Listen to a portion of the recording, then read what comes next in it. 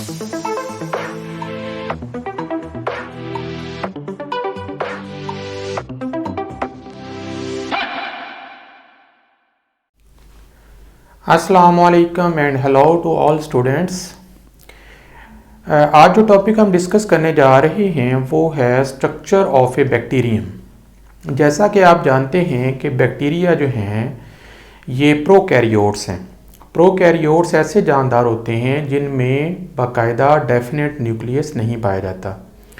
तो आइए इसके स्ट्रक्चर को देखते हैं। तो सबसे पहले इसकी डायग्राम को देखते हैं। तो ये मेरे पास एक बैक्टीरियम की डायग्राम है जो मैंने आपके सामने ड्रॉ की है। तो सबसे बाहर जो है अगर हम देखें, जो कि आपको ब्लैक कलर की बाउंड्री नज़र आ रही है, ये बैक्टीरिया का कैप्सूल है और इनकी जो डिटेल है वो हम लेटर ऑन जो है वो डिस्कस करेंगे। पहले इसके स्ट्रक्चर को देख लेते हैं। उसके बाद आपको एक ब्लू कलर की लेयर नज़र आ रही है।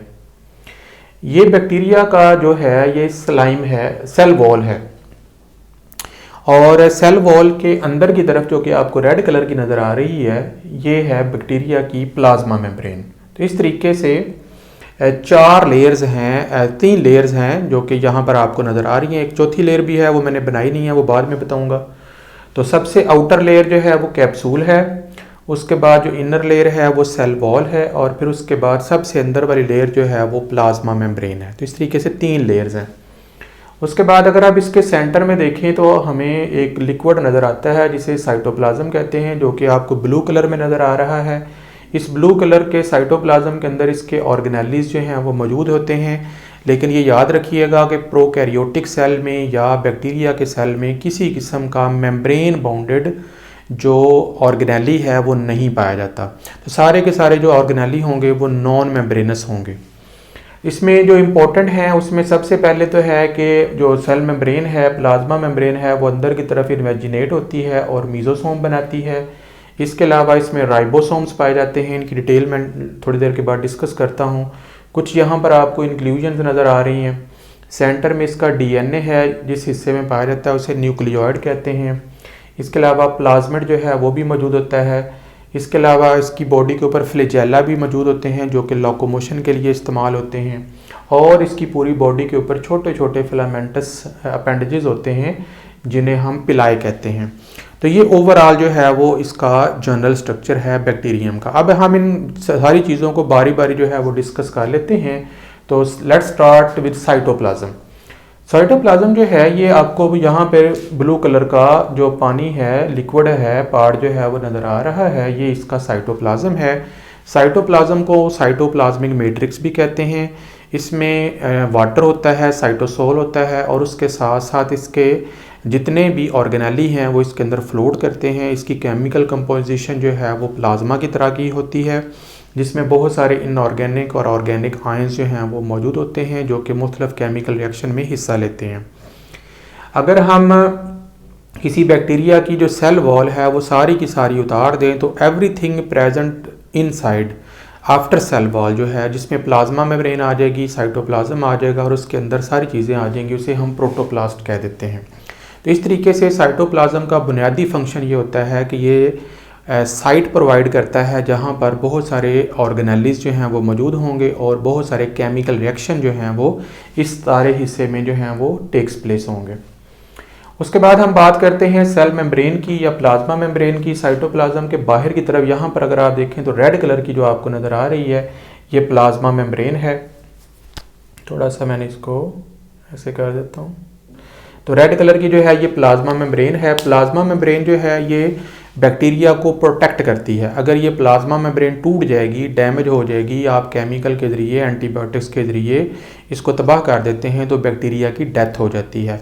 अगर हम इसके ओवरऑल स्ट्रक्चर को देखें तो ये फास्फोलिपिड और प्रोटीन की बनी होती है। इसका जो स्ट्रक्चर है वो फिर हम लेटर ऑन जो है वो डिटेल के साथ डिस्कस करेंगे। यूकैरियोटिक सेल की तरह इसमें स्टीरोल्स नहीं होते। स्टीरोल से मुराद कोलेस्ट्रॉल है जो कि प्लाज्मा मेम्ब्रेन की कंसिस्टेंसी को मेंटेन करता है, वो यहाँ पर मौजूद नहीं होते प्लाज्मा मेम्ब्रेन के अंदर।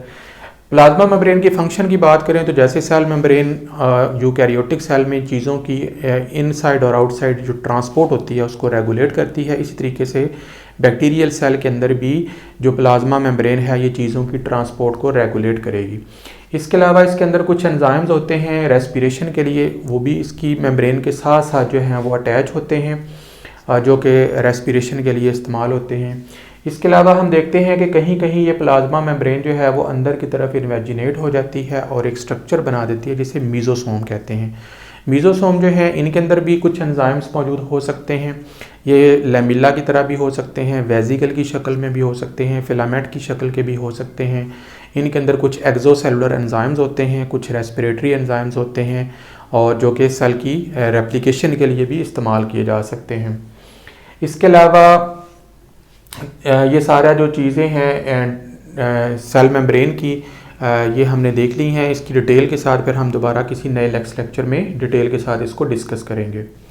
उसके बाद अगर हम साइटोप्लाज्म के सेंटर में देखें तो हमें एक क्लियर हिस्सा नज़र आता है। यहाँ पर देखें आपको साइटोप्लाज्म नज़र नहीं आ रहा, इस हिस्से को न्यूक्लियोइड कहते हैं। ये जो न्यूक्लियोइड हिस्सा होता है यहाँ पर इसका डीएनए जो है वो मौजूद होता है।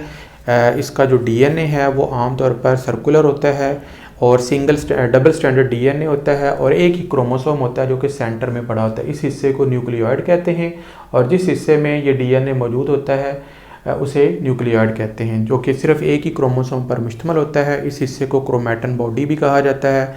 क्योंकि बैक्टीरिया के अंदर जो है वो सिर्फ एक ही क्रोमोसोम होता है, इसलिए बैक्टीरिया जो हैं वो हैप्लॉइड होते हैं, यानी उनमें क्रोमोसोम नंबर जो है वो डबल नहीं होता, कंप्लीट नहीं होता, हाफ होता है। इसी तरीके से बैक्टीरिया जो हैं उनके अंदर एक और डीएनए यहाँ पर आप देख सकते हैं, इसे हम कहते हैं प्लाज्मिड। ये सर्कुलर डबल स्टैंडर्ड डीएनए होता है जो एक्स्ट्रा इस डीएनए यानी क्रोमोसोम से हट कर होता है। तो ये बैक्टीरिया ने अपने अंदर ये जो डीएनए है इसको इसलिए रखा हुआ है ताकि ये मुख्तलिफ एंटीबायोटिक्स, मुख्तलिफ केमिकल्स, हैवी मेटल्स के ख़िलाफ़ रेजिस्टेंस पैदा कर सके। क्योंकि बैक्टीरिया जो हैं ये बहुत ज़रा वैरायटी ऑफ स्पेसिस के अंदर रहते हैं और इनकी जान को भी ख़तरा होता है, तो ये अपने आप को बचाने के लिए इन्होंने ये प्लाज्मिड जो है वो रखा हुआ है। इंसान ने इस प्लाज्मिड को समझ लिया है और इसकी मदद से वो जेनेटिक इंजीनियरिंग कर रहा है और बैक्टीरिया की मदद से हम इंसुलिन, ग्रोथ हार्मोन्स और इस तरीके से बहुत सारी केमिकल जो हैं वो प्लाज्मिड की मदद से जेनेटिक इंजीनियरिंग के ज़रिए बायोटेक्नोलॉजी में तैयार कर रहे हैं। तो यानी हो ये बैक्टीरिया के अपने अंदर जो है वो मेटल की रेजिस्टेंस के लिए है, वायरस से बचने के लिए है, एंटीबायोटिक से बचने के लिए उसने अपने अंदर ये प्लाज्मिड रखा हुआ है। इस तरीके से बैक्टीरिया के अंदर दो डीएनए हो गए, एक उसका अपना ओरिजिनल डीएनए हो गया और एक उसका जो है वो प्लाज्मिड हो गया। उसके बाद हम बात करते हैं इंक्लूजन की। इंक्लूजन जो है ये यहाँ पर भी आपको नज़र आ रहे हैं और यहाँ पर भी नज़र आ रहे हैं, ये स्टोरेज बॉडीज़ होती हैं। तो बैक्टीरिया जो हैं ये कॉम्पिटिटिव एनवायरनमेंट में रहते हैं और ये कोशिश करते हैं कि अपने अंदर कुछ ऐसे मटेरियल को स्टोर कर लें जैसे फूड वगैरह है, ताकि जब इनको फूड अवेलेबल ना हो तो ये उस फूड को इस्तेमाल करके जो है वो अपनी जो है वो सर्वाइवल जो है वो कर सकें। इसी तरीके से बाज़ औक़ात ये अपने वेस्ट मटेरियल को भी इंक्लूजन के अंदर, स्टोरेज बॉडीज़ के अंदर जो है वो स्टोर कर लेते हैं, लेटर ऑन सबसीक्वेंटली जिनको बाद में एक्सक्रीट कर दिया जाता है। उसके बाद अगर हम बात करें इनके राइबोसोम की, तो आपको पता है कि राइबोसोम जो हैं ये नॉन मेम्ब्रेनस ऑर्गेनेली हैं, ये यूकैरियोटिक सेल में भी पाए जाते हैं। ये प्रोटीन बनाने की फैक्ट्रियाँ होते हैं। ज़ाहिर है जो बैक्टीरियम है उसने भी प्रोटीन बनानी है तो उसने अपने अंदर राइबोसोम रखे हुए हैं। ये भी आपको राइबोसोम नज़र आ रहे हैं, ये भी राइबोसोम नज़र आ रहे हैं। ये जो राइबोसोम्स हैं ये प्रोटीन और राइबो न्यूक्लिक एसिड के बने होते हैं, लेकिन इनका साइज़ जो है वो थोड़ा सा छोटा होता है। इन्हें हम 70S कहते हैं as compare to eukaryotic cell जिसमें ये 80S होते हैं। उनका साइज़ जो है वो थोड़ा सा लार्ज होता है। इनके फंक्शन आप फेमिलियर हैं कि ये प्रोटीन बनाने के काम आते हैं। तो इस तरीके से हमने ओवरऑल इसके जो मेन कंपोनेंट्स हैं सेल के अंदर उसको हमने डिटेल के साथ जो है वो डिस्कस कर लिया है। अब उसके बाद हम देखते हैं कि बैक्टीरिया के बाहर की तरफ क्या है। प्लाज्मा मेम्ब्रेन की बाहर की तरफ इसके कुछ स्ट्रक्चर पाए जाते हैं जिनको हम डिस्कस करने जा रहे हैं। सबसे पहले हम स्ट्रक्चर डिस्कस करेंगे पिलाई। अगर आप यहाँ पर देखें ये वाला हिस्सा, ये वाला, ये सारे आपको पिलाई नज़र आ रहे हैं। पिलाई जो हैं ये नॉन हेलिकल होते हैं, हॉलो खोखले होते हैं और फिलामेंटस स्ट्रक्चर होते हैं जो बॉडी के बाहर की तरफ निकले होते हैं। और इनका जो फंक्शन होता है ये ख़ास किस्म की प्रोटीन जो है उसे जिसे पाइलन कहते हैं, पेलन के बने होते हैं और इनका जो फंक्शन होता है वो अटैच होने होता है। ये एक तरह के अपेंडेजेस हैं। अपेंडेजेस हर वो साख्त होती है बॉडी की जो बॉडी से बाहर की तरफ निकली है, उसे अपेंडेजेस कहते हैं। अपेंडेजेस जो हैं ये पैलिन प्रोटीन के बने होते हैं और ये आमतौर पर कॉन्जुगेशन के लिए इस्तेमाल होते हैं। ये एक सेक्सुअल प्रोसेस होता है जो बैक्टीरिया के अंदर होता है, जिसको हम लेटर ऑन जो है वो डिस्कस करेंगे। इसके अलावा ये अटैचमेंट के लिए इस्तेमाल नहीं होते, बल्कि इसके ज़रिए ये कॉन्जुगेशन का प्रोसेस जो है वो सर अंजाम देते हैं।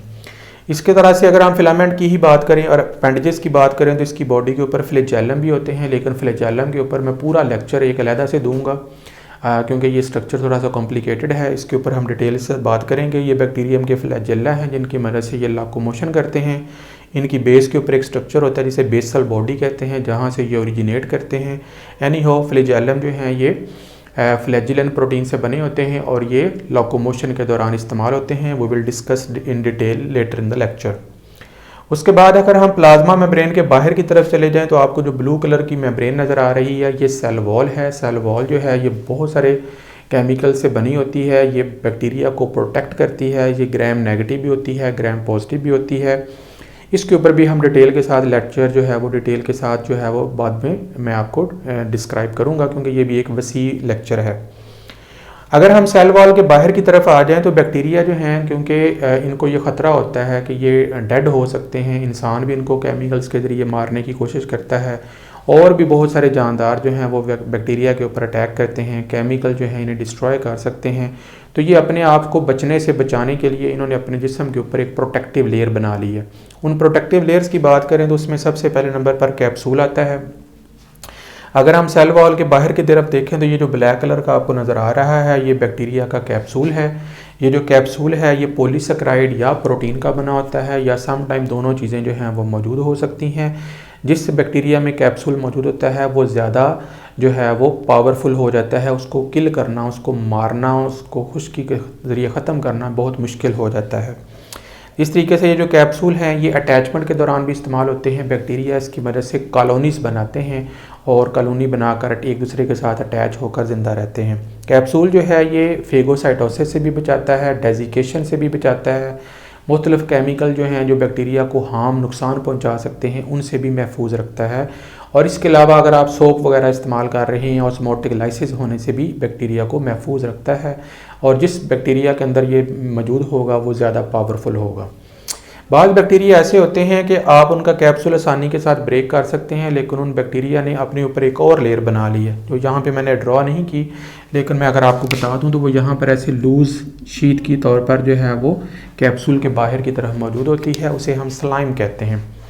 स्लाइम जो है ये लूज़ और सॉल्युबल शील्ड होती है। ये ग्लाइकोप्रोटीन और ग्लाइकोलिपिड्स की बनी होती है।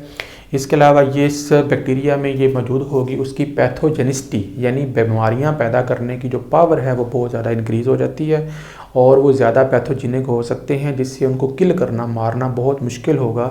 जैसे टीबी के, ट्यूबरकुलोसिस के जो बैक्टीरिया होते हैं वो बड़े पावरफुल होते हैं। इसी तरीके से टाइफाइड का जो बैक्टीरियम है वो बड़ा पावरफुल होता है due to presence of some structures on the body.